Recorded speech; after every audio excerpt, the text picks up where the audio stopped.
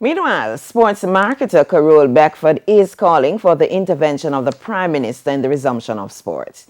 Beckford, who has been involved in administration and marketing of sports for over 20 years, believes that a central focus is required at the government level. I am therefore asking that the Prime Minister give somebody, one person with a team, that can justifiably respond to the sporting groups about how we're going to resume work. It is work. It is work in an industry that generates income for people, for wealth for their family, and for social impact on the nation as a whole.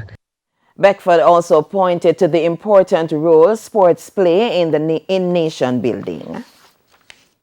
Sporting bodies to provide facts and evidence to almost justify that the sport industry is one of the most critical to Jamaica's GDP as a service. The industry has in fact employed a significant portion of our people, and even in terms of aspiration, gives value to people's psyche. So not, while we're looking at the economic side, there's also an important social impact on people's lives.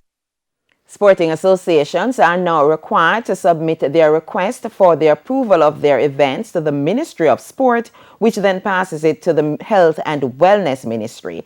The Office of Disaster Preparedness and Emergency Management through the Ministry of Local Government is responsible for final approval under the Disaster Risk Management Act.